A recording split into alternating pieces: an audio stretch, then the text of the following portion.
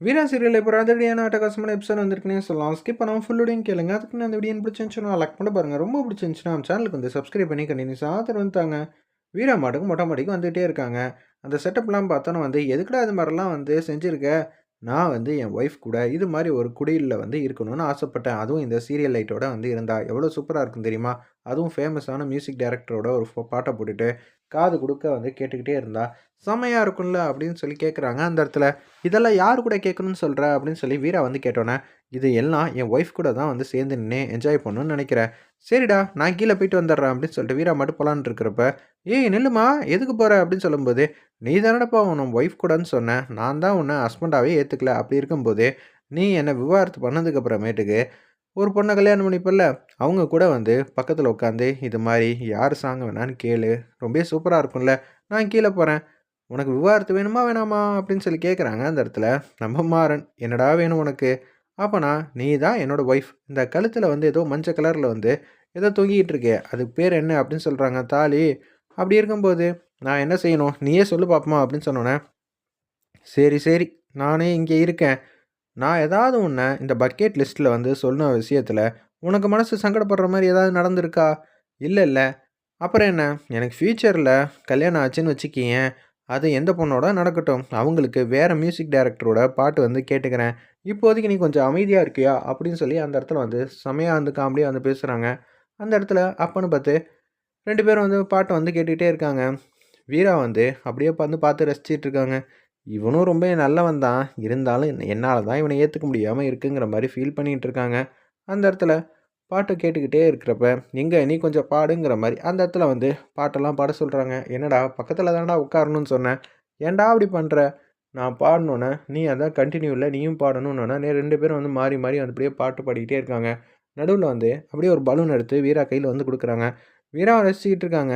என்னடா அது ஃபோன் திடீர்னு வந்துட்டு இருக்குன்னு ராகவன் மாட்டுக்கும் டவரே இல்லைன்னு சொல்லிட்டு மாடிக்கு வந்து வந்துக்கிட்டு இருக்காங்க. யாரோ ஒருத்தன் மாடிக்கு வரான்.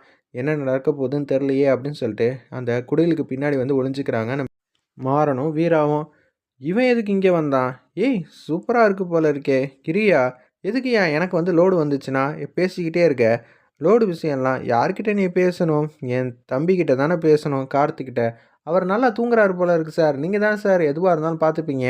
என்னடா அது சரிங்க, எதுவாக இருந்தாலும் அடக்கி வச்சுட்டு அப்புறமேட்டு பாருங்கள். ஸ்டாக் லிஸ்ட்லாம் வந்து எவ்வளோ உள்ளே இருக்குது எவ்வளோ வெளியே இருக்குது, ஆல்ரெடி ப்ரீவியஸில் எங்கெங்கே என்னென்ன இருக்குது, நீங்கள் அடுக்கி வச்சதெல்லாம் தனியாக வந்து இருக்கணும். காலையில் நான் செக் பண்ணுவேன். சேர்த்து வச்சுட்டேன்னு சொல்லக்கூடாது சரியா அப்படின்னு சொன்னேன்.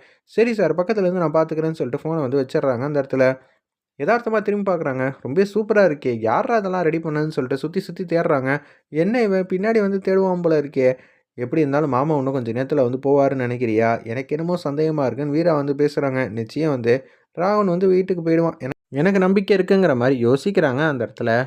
நம்ப மாறன் அப்பன்னு பார்த்து கண்மணிக்கு வந்து ஃபோன் அடிக்கிறாங்க. "கண்மணி மாடிக்கு வரியா?" அப்படின்னு சொல்லி கூப்பிட்டோன்னே, "என்னடா அவன் அண்ணிய பொசுக்குன்னு மாடிக்கு வர சொல்லி கூப்பிடுறான். ஒண்ணும் புரியலையே!" அப்படின்னு சொல்லி யோசிச்சுட்டு இருக்கிறப்ப, மாடிக்கு அவங்களும் வந்து வந்துடுறாங்க. "என்ன இவ்வளோ வித்தியாசம்லாம் பண்ணியிருக்கீங்க? நீ கோவமா இருந்தல்ல, அதனால தான் உன்னை சமாதானம் பண்ணணும்னு இப்படியெல்லாம் நான் பண்ணியிருக்கேன்."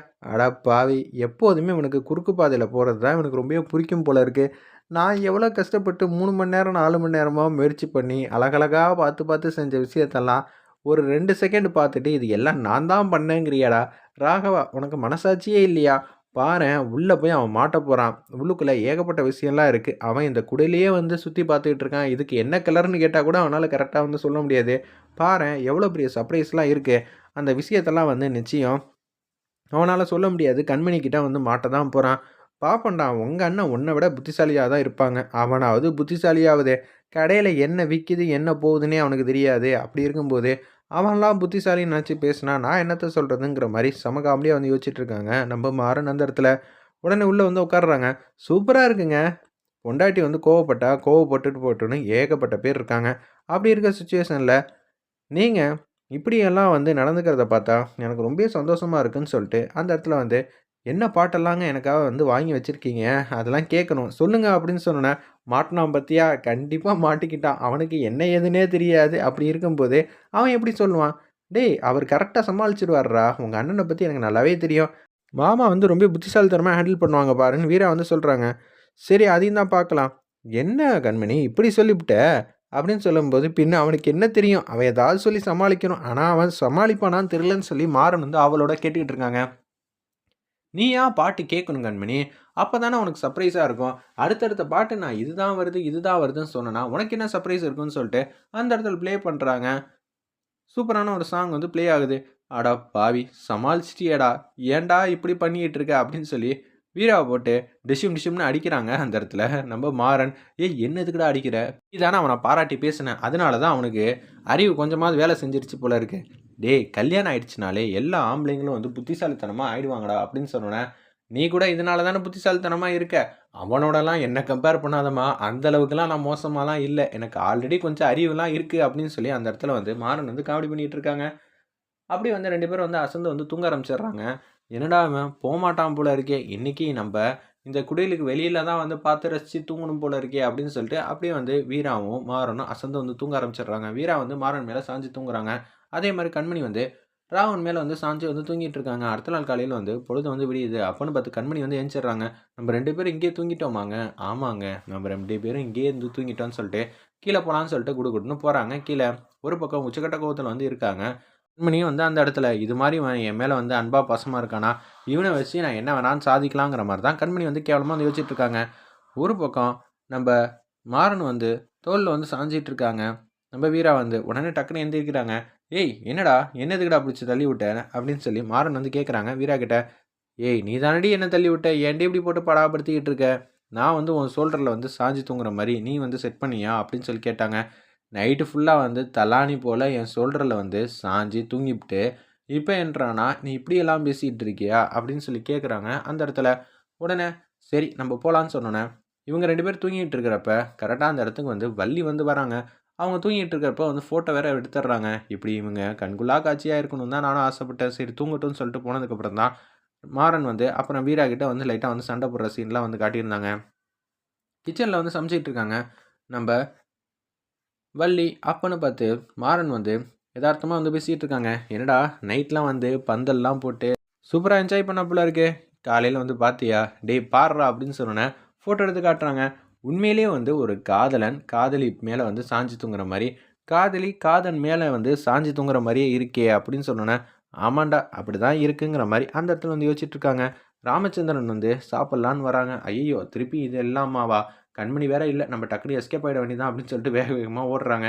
என்னது உங்க அண்ணன் வந்து ஓட்டப்பந்தயத்தில கலந்துக்கிட்டா, கண்மணிக்காகவே வந்து ஃபர்ஸ்ட் பிரைஸ் அடிச்சுருவாங்க போல இருக்கே! பின்ன கண்மணி சமைக்கிறதெல்லாம் வேற லெவல்ல இருக்குல்ல, அப்படின்னு சொல்லி கிண்டல் அடிச்சு பேசுறாங்க. எங்க அண்ணன் வந்து எஸ்கேப் ஆயிட்டாரு அப்படின்னு சொல்லிட்டு, அப்படியே கார் எடுத்துட்டு வெளில வந்து போறாங்க. இன்னைக்கு ரொம்ப முக்கியமான வேலையெல்லாம் இருக்குமா, சாப்பிட்டுட்டுலாம் இருக்க முடியாதுன்னு சொல்லிட்டு அவங்க மட்டும் போறாங்க. ஒரு பக்கம் என்னது மாமாவுக்கு வந்து சாப்பாடு பிடிக்காம போறாரோ! அப்படின்னு சொல்லும்போது, நல்ல சூப்பரான சாப்பாடு தானே சமைச்சு வச்சிருக்கோம். இது ஏன் சாப்பிடாம போறாங்கன்னு சொல்லி கண்மணி மாட்டுக்கு திங்க் பண்ணிட்டு இருக்காங்க அந்த இடத்துல. வர வழியில வந்து யாரோ ஒருத்தவங்க நகை கடைக்காரங்கள பார்க்குறாங்க. "என்ன சார் நம்ம கடைக்கெல்லாம் வரதே இல்ல." "இல்லப்பா எங்கப்பா கடையிலேயே ஏகப்பட்ட வேலை பிஸியா இருக்கேன்ப்பா. அதனால தான் வர முடியல." அப்படின்னு சொல்லும்போது, நம்ம வீட்ல 3 பொண்ணுங்க இருக்காங்க. 3 பொண்ணுங்களுக்கும் நகை எடுத்து தரணுங்கிற மாரி பேசுறாங்க.